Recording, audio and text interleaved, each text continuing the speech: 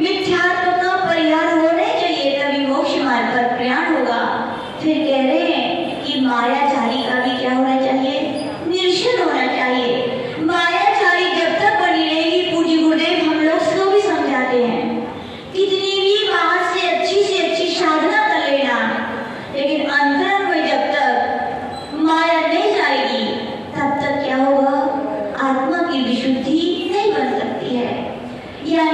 आचार्य समझाते ऐसा ना हो कि बहुत सारे श्रावक यहाँ से आ रहे हैं, वहाँ यदि सामय करने का मौका मिल जाए तो बड़ी एकाग्रता से आंख बंद करके ऐसे लगे कि इनसे अच्छे साधक तो दुनिया में है ही नहीं, और वहाँ से कोई ना गुजरे और अकेले हो तो कैसी करना। अरे कोई कौन देख रहे हैं, थोड़ी कोई देख रहा है, कोई जैसे जैसे अव्यवस्थित सामयिक करना। तो आचार्य भगवान कह रहे हैं सामयिक चाहे कोई हो चाहे कोई ना हो, तुम किसी को दूसरे के दिखाने के लिए नहीं कर रहे हो, इसलिए कर रहे हो अपने आत्मा के कल्याण के लिए कर रहे हो।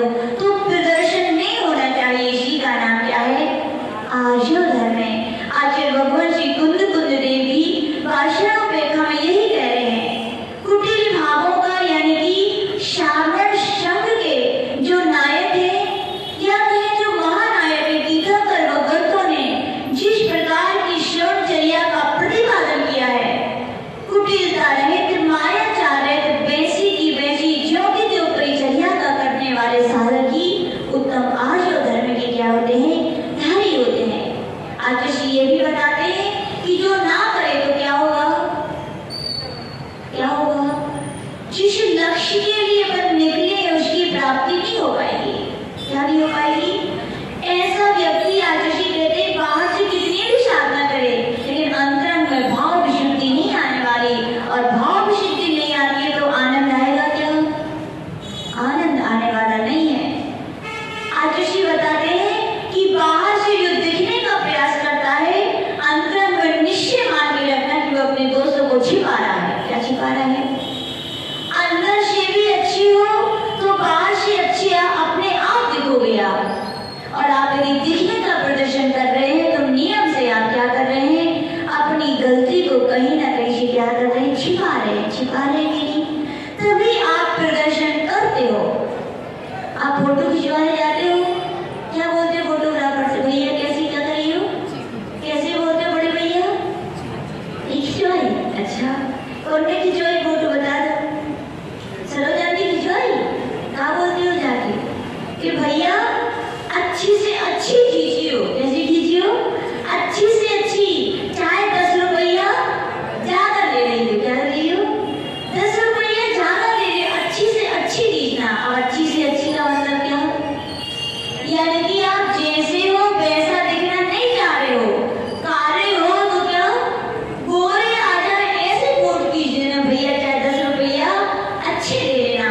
इसी प्रदर्शन का नाम आचार्य क्या कह रहे हैं, क्या है, मायाचारी है। जब तक ये मायाचारी रहेगी तब तक अंतरंग में निर्बलता नहीं आ सकती। आचार्य दूसरे उदाहरण बताते हैं। आप लोगों ने ढोलक देखी है और ये दूसरी क्या देखी है, बांसुरी देखी है। एक दिन बहुत सारे इंस्ट्रूमेंट एक कमरे में रखे हुए थे और वहाँ पे इंस्ट्रूमेंटों में चर्चा होने लगी। क्या होने लगी, चर्चा होने लगी। अरे देखो एक बांसुरी है और एक तबला है, दोनों जब संगीत की क्लास होती तो दोनों अपना अपना किरदार अच्छी तरह निभाते हैं, लेकिन फिर भी जो इंस्ट्रूमेंट वाले जो रहते हैं, जो गायक रहते हैं या फिर जो बजाने वाले रहते हैं, वे क्या करते हैं, बांसुरी को तो दोनों हाथों से उठाते हैं और कहाँ अपने अधरों पे रखते हैं, कहाँ रखते हैं, और ढोलक को क्या करते हैं, पैर के नीचे फंसाते हैं। कहाँ फंसाते हैं, पैर की दोनों पैरों में फंसाते हैं और फिर क्या करते हैं, धम धम लगाते हैं। क्या कारण है बताओ, क्या कारण है? वहां पर आचार्य भगवान कह रहे हैं जो जैसा है वो उससे हटकर के दिखने का प्रयास करता है तो नियम से उस ढोलक उस तबले की जगह पिटाई खाता है। क्या खाता है बताओ, ढोलक क्या है, अंदर से भरा हुआ है, क्या ढोलक अंदर से पोला है और ऊपर से कवर कर दिया गया है। दिखा यूं रहा है कि जैसे हम लबालब भरे हुए हैं, इसीलिए लोग उसके लिए क्या करते हैं,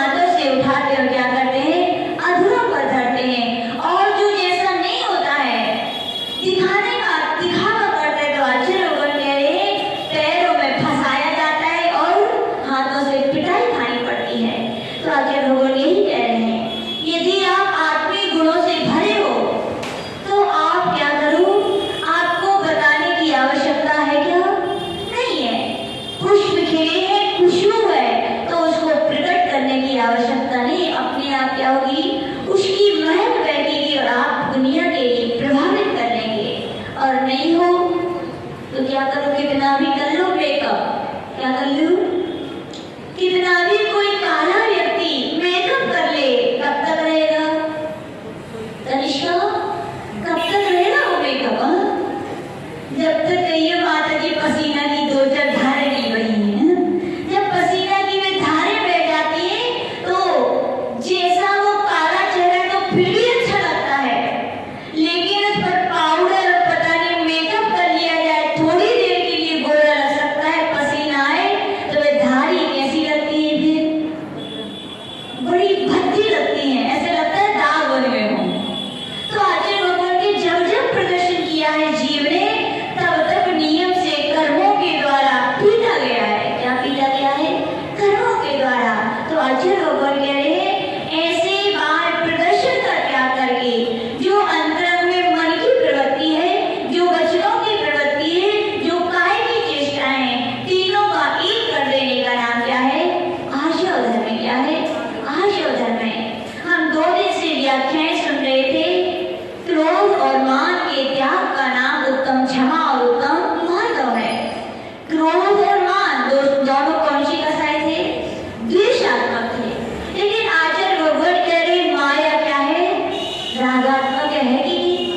राग था निज से, निज के शरीर से, तभी तो मेकअप किया गया, तभी तो अपने मुंह से अपनी प्रशंसा की जा रही है कि अंतरंग में वैसी परिणति नहीं है। उदाहरण आपने सुना होगा, राजा श्रेणी के पुत्र थे, क्या नाम था उनका? कुणिक। क्या नाम था? कुणिक थे। शास्त्रों में कहानी आती है जब कुणिक राजकुमार के यहाँ पुत्र की उत्पत्ति हुई। किसकी उत्पत्ति हुई? पुत्र की उत्पत्ति हुई। और पुत्र की उत्पत्ति के बाद मुश्किल से उसके 2 वर्ष ही हुए होंगे और इसका जन्मोत्सव मनाया जा रहा था। क्या मनाया जा रहा था? जन्मोत्सव मनाया जा रहा था। बहुत धूमधाम से जन्मोत्सव की तैयारियां चल रही थी और बच्चे से मोह तो होता ही है, होता है कि नहीं माँ बाप का? कितना कहें अंध मोह होता है। क्या होता है? अंधा मोह होता है। यदि ऐसी कुणिक राजा एक दिन बैठा हुआ था, अपने पुत्र को हाथ में लिए था और क्या खिला रहा था? लड्डू खिला रहा था। क्या खिला रहा था? लड्डू खिलाने बैठे था। और बच्चे तो बच्चे हैं, समझदारी तो होती नहीं कब क्या करना चाहिए, और उसने क्या कर दी? कर दी। क्या कर दी? ये कर दी। और उसका करना हुआ और कुणिक राजा के हाथ से लड्डू का खिसकना हुआ, और खिसक के कहाँ गिर गया? कहाँ गिरा? ओई में गिर गया। कहाँ गिर गया? समझ गए होंगे हम, वही में गिर गया वो। और फिर कुणिक राजा ने देखा, लोभी होते कई लोग क्या होते हैं? बड़े लोभी होते हैं खाने के लिए। चारों तरफ नजर दौड़ाई, कोई देख तो नहीं रहा है। क्या? कोई देख तो नहीं रहा है। कोई देख रहा है तो मैं क्या नहीं करूँगा? लड्डू नहीं उठाऊंगा। और देखा कोई देख नहीं रहा तो क्या करूँ? उन्हें धीरे से उठा लिया और फिर क्या किया? सब खा लिया। अब वो बोला कुणिक राजा ने ऐसे किया, और वो क्या सोच रहा था? कौन देखो है। उत्सव प्रारंभ हुआ, वहाँ उत्सव में नृत्य करने आई थी। और जब नृत्य करने लगी तो वहाँ पर शास्त्रों में लिखा है कि उन्होंने भजन गाए। क्या गाए? भजन गाए। और भजन में भी लाइनें चल रही थी। मालूम क्या चल रही थी? ललना की बत्तियां बताई दें। क्या? ललना समझते?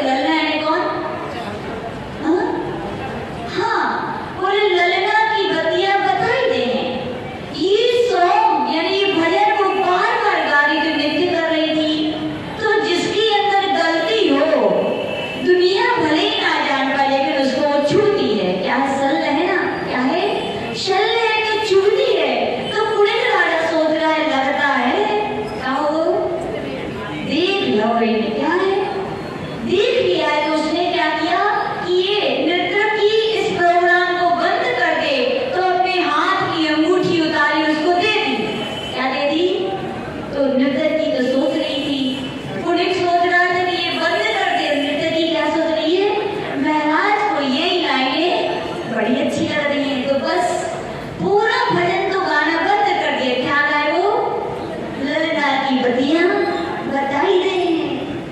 कुड़े के राजा बड़ा परेशान, ये क्या किया जाए, तो उसने हार उतार के दिया कि अब तो क्या बहुत हो गया, प्रोग्राम बंद किया जाए। लेकिन निर्धन की सोच रही है क्या, महाराज को तो बड़ा पसंद आ रहा है, ये और गाना चाहिए और इनाम मिलेगा। तो फिर गाय क्या गाय, लड़ना की बतियां बताई देंगे। अब बहुत देर हो गई, सब्र की सीमा होती, बाण टूट गया। कुड़े के राजा खड़ा हुआ और क्या बोलते हैं बड़ी सभा में, क्या बताई दे बता दो ना, तुम क्या बताओगे, हम बता दे रहे। बोले क्या किया है, बोले अपने पुत्र की इसमें लड्डू गिर गया था, वही तो उठा के खाया है।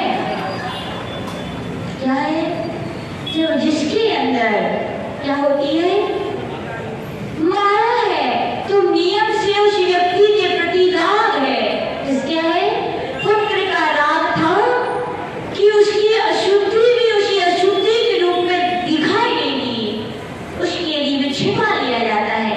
ऐसे ही तो है, पड़ोसी के यहाँ कुछ हो जाए तो बाजी बजा बजा के बताया जाता है, और अपने पुत्र पुत्रिया घर में हो जाए तो ये भैया कोई से कहियो ना, छिपा ली जाती हैं बातें।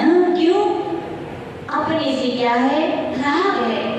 जहां जहां राग है, जिस जिस वस्तु से राग है, और आप वैसे नहीं है, वस्तु वैसी नहीं है, और उसके अलावा आप दिखाने का प्रयास कर रहे हो, तो नियम से आप क्या मानना, उसमें आपकी क्या छिपी है, मायाचारी।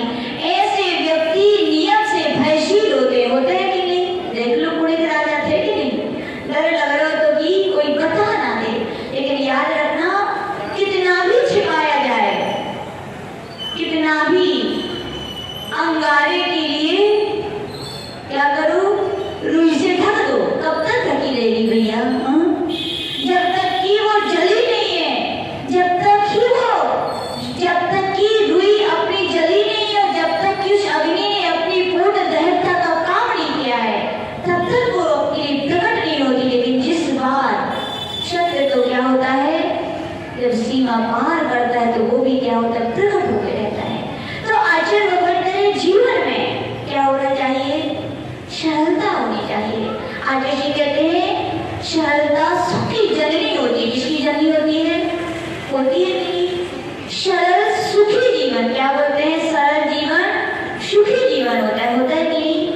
ऐसा जीवन सुखी भी होता है, विश्वास पात्र भी होते हैं। ऐसे व्यक्ति क्या होते हैं, एक उदाहरण, जीवंत उदाहरण सुनाते हैं पूज्य गुरुदेव अपने मुख से सुनाते। बोले मैं चुल्लक अवस्था में था, चुल्लक अवस्था में उनका नाम क्या था, चुल्लक पूर्ण सागर जी महाराज, क्या नाम था, पूर्ण सागर जी उनका नाम था। और एक दिन की बात है, एक दिन प्रायश्चित में उनके लिए दिया गया किसका त्याग, हरि का त्याग। क्या दिया गया, हरि का त्याग। बोले ठीक आचार्य, पूज्य आचार्य श्रीमती सागर जी महाराज का पूज्य गुरुदेव के ऊपर अनन्य वात्सल्य था। कितना, इतने बड़े बड़े आचार्य भी कहते हैं, बोले पता नहीं विराट सागर जी का कितना पुण्य है कि पूज्य आचार्य श्रीमती सागर जी के पास अच्छे अच्छे लोग जाने में घबराते हैं और वे उनके ऊपर क्या वात्सल्य बरसाते हैं। जब भी आचार्य जी की जैसे चुल्लक की इच्छा हुई थी, पूज्य आचार्य जी ने उनके लिए आदेश दिया था कि पूर्ण सागर तुम्हें मेरे ही कमरे में रहना है, मेरे ही पास सोना है, और आहार करने भी जाना है तो कहाँ जाना है, मेरे साथ ही जाना है। और पहला दिन था तो गुरुदेव की आज्ञा थी, क्या थी, हमारे साथ जाना है। तो बड़ी चुल्लक की तो जैसे बड़े आचार्य जी निकले और पीछे से कौन निकल गए, चुल्लक जी। तो बड़े बड़े महाराज बोले देख लो आज की दीक्षा, और बड़े महाराज जी पीछे निकल गए। लेकिन गुरु आज्ञा थी, क्या थी, गुरु आज्ञा थी। रोज प्रतिदिन उनका आहार कहाँ होता था, पूज्य आचार्य श्रीमती सागर जी। और जिस दिन आहार हुआ उस दिन किसकी रसी थी, हरि की रसी थी। समझते हो ना, हरि की रसी, तो हरि की रसी थी। तो वहां पर जैसे ही पूज्य बड़े आचार्य जी का आहार स्टार्ट हुआ, और उसके बाद किसका आहार शुरू हुआ, चुल्लक जी का। चुल्लक जी ने सब कुछ हटवा दिया, क्या हटवा दिया, सब कुछ हरी हटवा दी, और कटोरे में आहार कर रहे थे। आहार करते करते एक अम्मा आई, और क्या लाई थी वे, केला लाई थी। क्या लाई थी, और क्या बोली, मन शुद्धि, वचन शुद्धि, काय शुद्धि। चुल्लक जी रत्न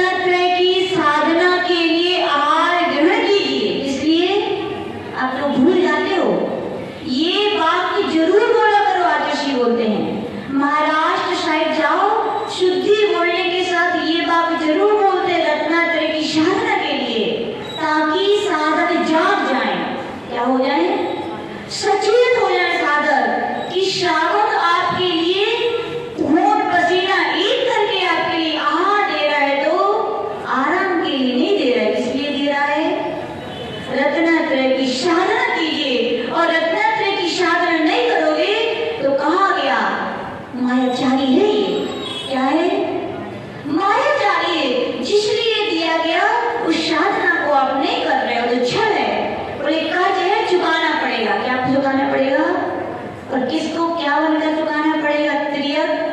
मायाचारी करने का फल क्या है? माया त्रियक योनिया। आज स्पष्ट कहते हैं साधक, रत्नात्रय के पालन के लिए तुम्हारे लिए श्रावक आहार दे रहा है, तो रत्नात्रय की साधना करना, अनर्गल चेष्टाएं, अनर्गल वृत्ति मत कर लेना, नहीं तो कर्ज चुकाना पड़ेगा। क्या बन के चुकाना पड़ेगा?